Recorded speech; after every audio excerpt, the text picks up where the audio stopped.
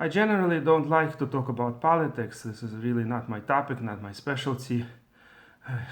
Paraphrasing the famous saying of our sages, I am not a prophet and son of a prophet. So I could say about myself, I am not a politician, a son of a politician.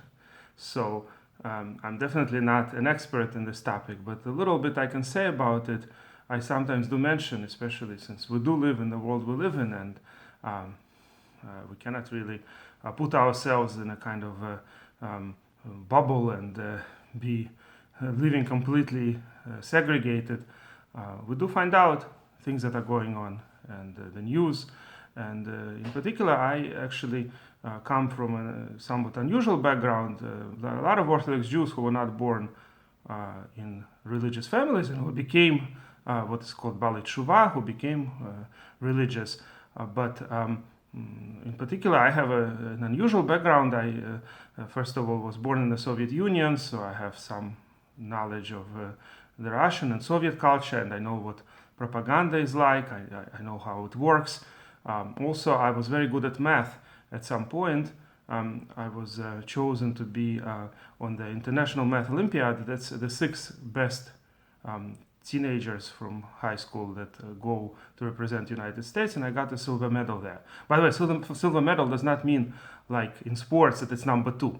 There are a number of gold and silver medals that are given, but still it's considered quite an honor. The reason I'm saying all this, I'm not proud of it or anything, because it really, I think that these types of talents are distributed not based on merit. It's just the role we play in this world. Some people are born to be math geniuses. So at that time, they used to make these programs. And by the way, this was the time when there was, of course, there was always immigration into the United States. And America is a country of immigrants. But the time when I came here, I was 14, and now I'm 50.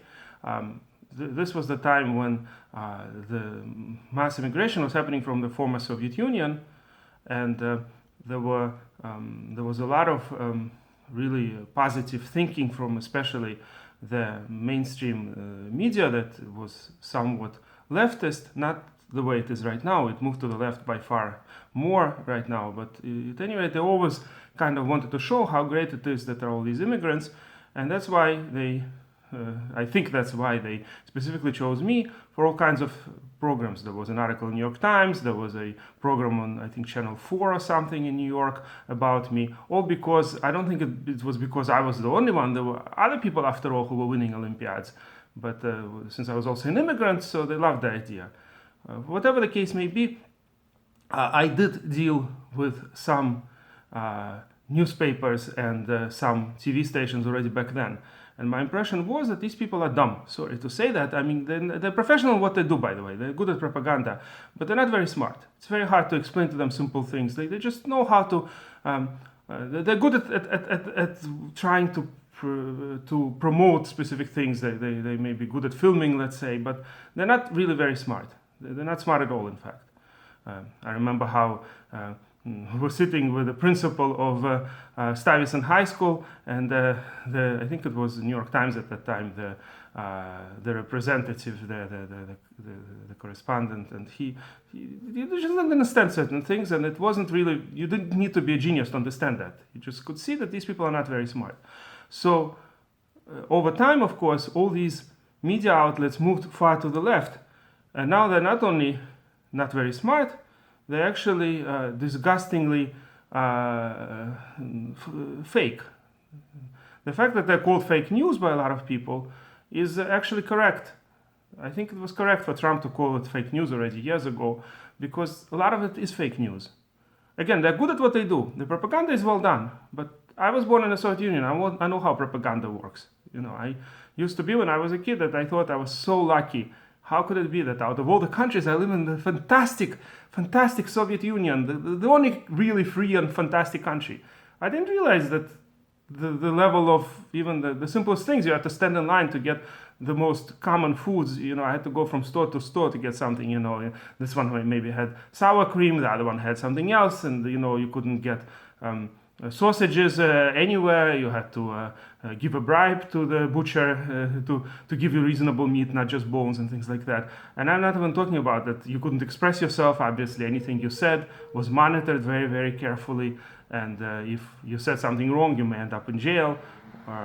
Earlier in the Soviet Union times, they used to kill people for saying wrong things. In my time, I don't think they actually would execute a person who said something wrong, but they definitely could get jail time and things like that. So these are the things that seem so obvious today, but somehow when I was growing up, and I wasn't such a stupid kid, but there's just so much propaganda, and you constantly are told how fantastic you live, and they show, the various media would show how people in America live, and obviously they would show only the problems, as the media usually does, especially the Soviet media.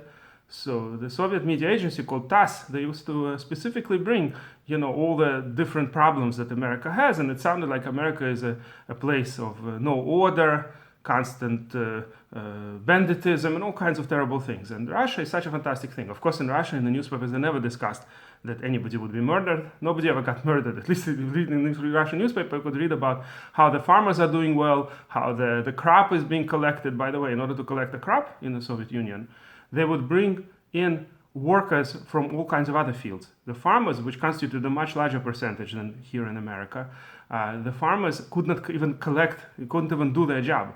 So a professor in a university, together with his students, would go and help them. From time to time, they would bring people from summer camps, from universities, students of universities. Imagine here that Princeton University would be helping the farmers collect the food, pick up the crop, because the farmers couldn't do it themselves. That's how we used to live. But again, we didn't think it was wrong. We thought that was the way it's supposed to be. We had no idea. The censorship was so great, what they used to call Iron Curtain. It was Reagan who started calling the Soviet Union what it is, the empire of evil, and a little bit in the 80s, in the times of Gorbachev already, the Iron Curtain started being lifted a little, and people started finding out how actually one could live in the rest of the world. Why am I saying all this? Because, as everybody says now, one of the huge losers in the current election was the media. The media tried really hard to present a certain picture. And guess what? They lost. The American people didn't listen. I think it's a fantastic thing. Because from what I know just a little bit, I'm somewhat interested in Israeli politics, so I watch that. And just the examples of, for instance, New York Times used to be, like I said, I don't think they were very smart, but at least they used to not lie openly. And in recent years, it became a completely different thing. The newspapers are so unreliable, it's really unbelievable. For instance, Michael Oren, who is, by the way, himself further on the left than on the right. I would say he's somewhat on the left. He's an American Jew who immigrated to Israel and was later an ambassador in the times of Obama, Israeli ambassador to America. So he's one of those people who actually thinks that Obama was a very smart man, one of the smartest and things like that. He's definitely on the left in general in his views. And he wrote at some point a book where he discussed the Six-Day War, and it got approbations from all kinds of history professors in academia, especially in America generally. These people are on the left. They're not Republicans, and they're definitely not promoters of the right-wing ideology. So whatever the case may be, this Michael Oren writes just one of the stories. That at some point, New York Times put it in an article authored by the head of so-called Palestinian Authority, Mahmoud Abbas, where he claims that Israel did not accept the partition plan, and it's the Arabs who accepted it. Exactly the opposite of the truth. Of course, everybody knows in 1947, I think, right, when the UN voted in partition plan, that part of the biblical Holy Land would be controlled by Israel and part by the Arabs, and it was Israel accepted it, and the Arabs started the war, which ended up that they lost it. Instead of annihilating the Jews as they wanted, they ended up actually losing some of the territory. So this is just a known historical fact. This is not something to discuss. But Abbas is able to write an article in the New York Times without any fact-checking at all, saying exactly the opposite of the truth. So this Michael Oren calls the chief editor Andy something, I don't remember the name exactly, and he says, Andy, listen, are you fact-checking at all? Is the newspaper supposed to print lies? And then it turns out that this chief editor, instead of answering, I'm sorry, we'll write that it was a mistake or anything like that. That's what you would expect from honest reporting. If they missed it, at least they would fix the problem. No. Instead, he says it's just your opinion. So says Michael Oren, and he of course is a historian. I'm not, so he remembers exactly the date when the second front was opened during World War II, right? In 44, I think, in a certain area in France, I think Normandy or something like that. The Allies started the second front against Germany, and he asks Michael Oren, was that a historical fact? And on that he also answers, the editor of New York Times, no, it's just your opinion or something like that. So this is how far they've gone down. It's really not just dishonest reporting, not just lies. They just don't care about the truth. They have and by the way, what's interesting is they blame Trump and his team on the alternative truth, whereas they've been doing it for years already themselves. Yeah, I'm not saying that everybody on the right is always absolutely honest and never uses propaganda, but I'm saying the leftist propaganda has been there for years and nobody cares. Just relatively recently, there was an article where they basically deny the most, not really deny, but make it obscure, make it as if it's a dispute, the most obvious historical fact, that there used to be a Jewish temple, first and second temples, in Jerusalem. So based on the fact that there are some disputes about where exactly this temple stood, within like a few feet. It was a question of, is it a little bit here, is it a little bit to the east, to the west, wherever. There's a dispute exactly how it stood because of various questions about how much is a biblical amma. I discussed all that on a different video. And guess what? The way this article portrayed it is as if there's real dispute if this temple ever stood. Now, anywhere outside the Arab world, this is always accepted as a fact. There was never any question that there were temples that the Jews had in these areas. But interestingly enough, in the Arab world today, only today, by the way, not some 60, 70 years ago, the Arabs also never denied that the Jews used to live in the land of Israel. But because of this propaganda that they want to portray themselves as the natives and the Jews as the colonizers from Europe, so they try to destroy as much evidence of Jewish presence there at all. Right? The whole idea of Palestinian people that was created in the second half of 20th century was only for that same reason. So that the Arabs who lived in the land of Israel, some of them lived there for 100 years, some of them lived there less, some of them lived there a little bit more, but they all came thousands of years after the Jews were already there. The way they create the impression is exactly the opposite.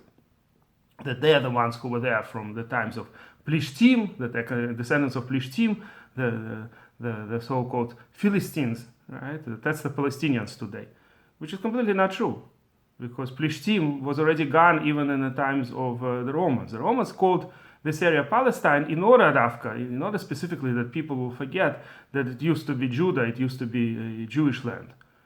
It was called Judah for quite a while, but later on, after the Jews started a rebellion against Rome, and the Romans crushed this rebellion, they started calling it Palestine, to connect it to the ancient Philistines, a Greek nation that used to live not in the entire, by the way, land of Israel. They used to live in the southeast, somewhere around Gaza today, by the way. Gaza is mentioned, of course, as a Philistine city. Before that, it was a Canaanite city, then it became a Philistine city, and then later on, they were completely gone, and the Jews lived there for another many hundreds of years. During the Second Temple, there's no mention of Philistines at all anywhere. There were other nations, by the way, in Israel sometimes. Of course, there were all kinds of people who lived there in various times. But they had nothing to do with Arab culture, religion. I mean, the Arab religion, the whole religion of Islam came much later. And the language, there's never been any kind of writing ever found by archaeologists in the land of Israel that's written in Arabic that was before the times of Islam. The Arabs never had a serious presence there. Now, another thing they sometimes claim is that it was actually the Jews who converted to Islam, and their descendants are today's Palestinians. Or that they originally converted to Christianity and then they converted to Islam, and then now they're the Palestinians. That's an interesting new claim. I have not seen it widespread yet as much as the claim that the old Plishtim, that the Palestinians are descendants of Plishtim, of Philistines. But the new claim is that they're descendants of the Jews. I don't know who invented that claim, but there's absolutely no proof for that either. There were, of course, forced conversions. There were Jews who were forced converted into various religions throughout different times. The conversion to Christianity in the land of Israel was not so widespread, and certainly the conversion to Islam in that area. There are known other places where Jews were forcefully converted to Islam in various times. Now, I'm not going to deny that there may be a possibility that a small percentage of those who today call themselves Palestinians, maybe a very small percentage of them actually come from people who lived there hundreds of years ago, maybe thousands of years ago, and maybe some of them were originally Jewish. There's no way to prove that at all, but could be that, a very small percentage. But what we do know historically, that there was a huge influence of Arabs in the end of Ottoman empires and beginning of the British control, the mandat that the British got between the two world wars. This was when the League of Nations, what used to exist before UN, was called League of Nations. It existed between the two world wars. And they, of course, voted that the entire, what we call the land of Israel and what they were calling Palestine, that the entire area will be given to the Jews, by the way, including today's Jordan. And the mandat for this was given to British. Now notice that a lot of well-known countries today that exist, Arab countries today, also got their independence around that time. It wasn't like Syria, Lebanon, and others existed. It was all part of Turkish Ottoman Empire. But after World War I, when the Allies won all these areas, because Turkey at that time was on the side of the Germans. In the Second World War, Turkey did not join either side. But in the First World War, they were on the side of Germans, and the Germans lost, and the Turks lost. And therefore, the British and the French had those areas, and later the various Arab states were created in all of these huge areas. So the land of Palestine at the time was just about 1 or 2% of the entire huge area. So the Arab states were given all this land, and there was a possibility to give the Jews a small part of that land just so that they also have their own state. And at the time it included what's today's Jordan. Now, as I said, the Arabs at the time didn't call themselves Palestinians, they were just regular Arabs. A lot of them saw themselves as an extension of Syria, that they're part of Syria. And the ones that are now in Gaza mostly were Egyptians. But at any rate, some of them, by the way, have last names even that point to this. This Mohammed Def, the second person in Hamas who was recently eliminated, his former last name was Mitzri, basically. I think it sounds slightly different in Arabic, but it means Egyptian. He changed it. So it was known that these people come from other lands.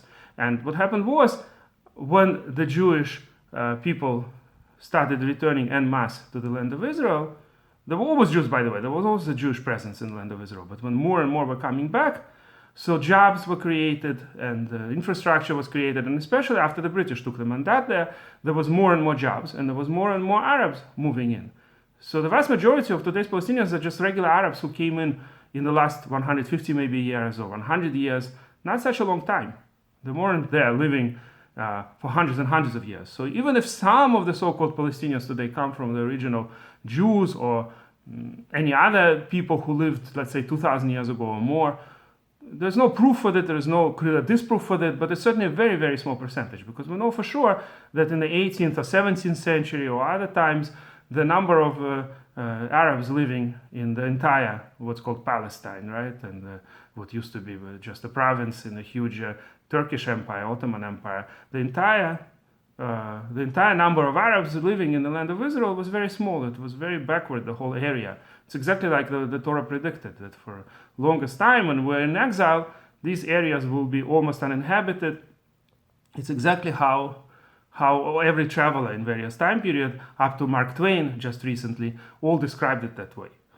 No matter what the revisionists will tell you today, it's absolutely true that the whole number of people living in the entire land of Israel was maybe 100, 200,000 at the best times. And at the worst times, it was much, much less. So if anything, the Arabs who lived there the longest are actually the Arabs who are loyal to Israel. Believe it or not, it's not the so-called Palestinians who lived there the longest. Like I said, most of them came from Syria and Egypt and other places quite recently. But it's the Arabs who lived there for maybe a few centuries already. Those are the ones that are called Bedouins today, or those who, certainly the Druzes, those ones actually live for the longest time in the land of Israel. Druze might come, at least that's what they claim, from Yitro, the father-in-law of Moshe. In which case, they, if they're the Kinim that are mentioned many times in the Bible, in that case, the Druze community, I don't know if all of them come from that family, but at least generally speaking, the Druze community might actually be one of the oldest living in Israel, together with the Jews, of course, community. And they're actually loyal to Israel. So interestingly enough, ironically enough, it's specifically the people who came quite late, who came in the last century and a half, maybe by majority, vast majority. They're the ones who claim to be the original inhabitants. But it's those Arabs who, in fact, lived there for quite a while. They're the ones who are actually quite loyal and serve in the Israeli army and are generally. The truth is that there are some regular Arabs too in Israel who serve in the Israeli army and who are given full citizenship. But there are also some Arabs who are quite anti-Israel. But this whole nation of Palestinians, by the way, another interesting thing that goes to show that it has nothing to do with DNA, at any rate, even from their point of view. They include in that quote-unquote nation of Palestinians, for instance, black people who came from Sudan. There are some people like that, they call them also Palestinians. So obviously they're not the original inhabitants in any case.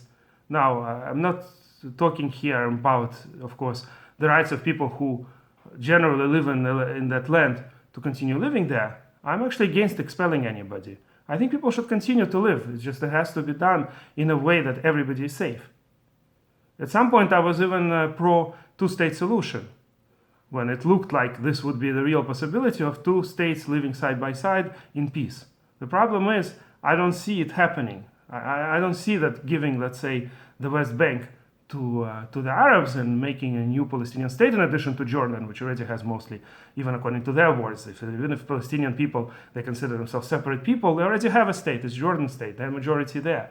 So they could have accepted all the so-called Palestinian refugees. But whatever the case may be, like I said, I used to think that maybe this would be a possibility. I don't think so anymore, unfortunately. I just don't see it happening. I don't see how Israel would not be attacked.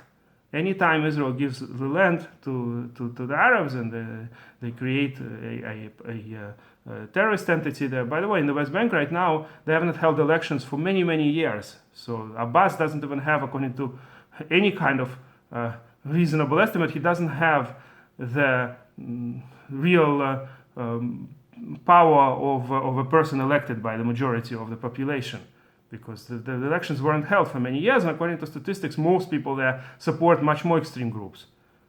And that's, if you also consider the fact that Abbas also supports terrorism in any case. But even if it would be that Abbas, we would consider maybe somewhat of a peace partner, who says he would stay in power once Israel pulls away? If Israel is not there and if the so-called Palestinians would ever have a free election, they would have Hamas or something very similar leading them.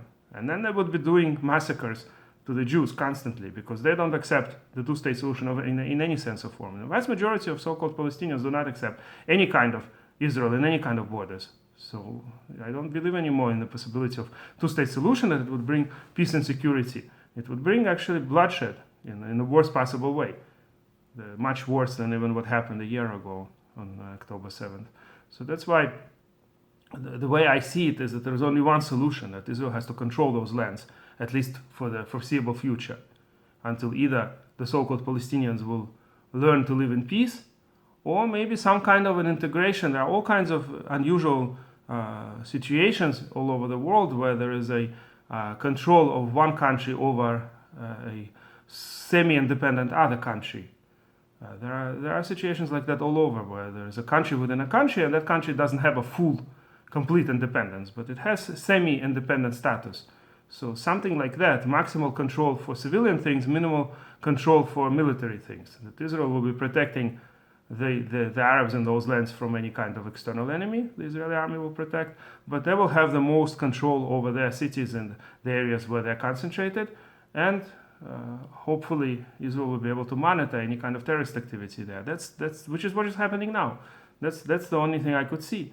There is one possibility that Ambassador Friedman, former ambassador under Trump to Israel, considers, and that is that Israel actually has these areas in the same way as America has Puerto Rico.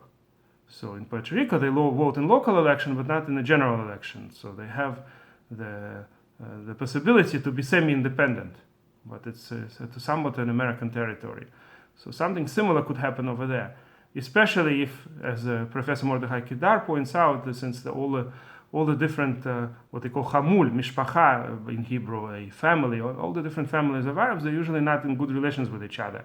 So each family could form its own cluster, kind of, with its own self-government.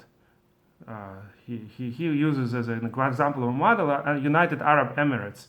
So United Palestinian Emirates, maybe, something of that nature. So in different parts of the West Bank, or what we call Judea and Samaria, Yehuda v'Shomron, in various areas, different semi-independent families that have, again, civil control within their own territory and protected by Israel from external enemies. So this kind of possibilities exist, but for the first and foremost has to be that the world will realize that pushing Israel to give up those lands will only lead to bloodshed, and that Israel already did everything possible. So right now, this is the only possibility. If the world doesn't realize that, then Israel has to realize that and struggle against the world pressure. This is really unfortunate, but there are a lot of countries, but there are a lot of nations in the world that don't have their own country. Like I said, Palestinian nation in general was created quite recently, and there is already a Palestinian state in Jordan, in most of what used to be considered Palestine. At that time, the Jews were called Palestinians, by the way, at the time when the League of Nations voted to give all of that area to the Jews. It's only the British who gave Jordan, which is the vast majority of that area, a separate country. And there are no Jews there at all. Jews don't have any rights in those areas, even to buy a piece of property. I think there's death penalty for those who try to sell land to the Jews in Jordan. Imagine if Israel made a similar law that anybody who sells the land to the Arabs would be punishable like that. But at any rate, the so-called Palestinians already have the state of Jordan, and like I said, they're not really very different from any other Arabs, and don't have their own culture, language, religion, or anything else. Consider, for instance, right next to Israel, there are Kurds in 4 different countries, and not a single area was given to Kurds as a separate country. The Kurds have been struggling for independence for years, and the whole world is not even saying a word about it. At some point, when the Kurds helped the Americans destroy ISIS, destroy the head of ISIS, remember there was this guy, al-Baghdadi, and Trump specifically said in his speech that it was the Kurds who helped eliminate him. And in a lot of cases, the Kurds did a lot for the good of the world. And yet, when Turkey is destroying the Kurds and doing real genocide, that's the real genocide what Turkey is doing, and other countries. I'm not even talking about Syria and these other places, Iraq. So the world is silent. It's only on the Jews that everybody is watching and claiming baseless claims and lies. But Kurds, who are a separate nation, they have their own culture, their own language, they are actually very much a separate nation, and they live compactly in one area. They deserve the state much more than the Palestinians do. Especially since, like I said, there is already the state of Jordan with the Palestinian majority. So whatever the case may be, if a nation that was created just less than 100 years ago, and all of a sudden the whole world is pressuring Israel, they should have another state. But here, you want justice for various nations that don't have their own state? Go create the state for Kurds. In Spain, there is a separate nation that wants their own state around Barcelona. There are all kinds of places where not every nation has a state. In Russia alone, there are over 100 different nations that live compactly, a lot of them in Siberia, and many of them would probably prefer to have their own state or to join a more successful country. I'm sure the Eastern Russian Siberians who live next to Japan, they would benefit much more if they would become part of Japan than being part of Russia. Not every nation has to have a state. It's all political pressure. And by the way, the Arabs themselves admitted that the whole issue of Palestinians and the invented history and everything else is just to pressure Israel. The reason is not that they want to help the Palestinians. The reason is that they want to destroy Israel. It's very open. And that's what should be promoted by every newspaper that wants real peace. If, for instance, the leftists were not so stupid and were not just acting as useful idiots, then they would promote, in fact, real peace. And real peace is promoting and the understanding of true history of all these matters. That can actually lead to real peace. But instead, they just say catchy slogans about, the poor Palestinian people, the poor Palestinian refugees, and things like that, without trying to understand what actually happened and how it happened. So this is what I wanted to mention. I really, really hope that the less American people will believe New York Times and similar outlets, the more there is hope for the future. And by the way, I'll end on a note that I wrote a letter soon after October 7th, and when I saw what's going on in the newspapers and in the media, I wrote a letter to the Nobel laureate in Israel, an Orthodox Jew, Professor Ullman, Yisrael Ullman, Robert Ullman. And he's a very old man, and he got Nobel Prize in economics at some point. And I wrote to him that what can be done? I'm an American Jew, right? I cannot really help Israel in much of a practical way, but what can be done, at least what can be done against this web of lies that the media is promoting? And you know what he wrote to me? He said, I've been already 60-something years in Israel, and it's always been the same thing. The same New York Times and BBC, all these things, that was always the same. But one thing I can tell you, he says, that they'll all pass and we'll still be here, which is true. The Israeli people, the Jewish people will always be there. We will be there. The New York Times will pass. One day the New York Times will cease to exist. I hope it's going to be sooner rather than later, but it will happen eventually. And we will still exist.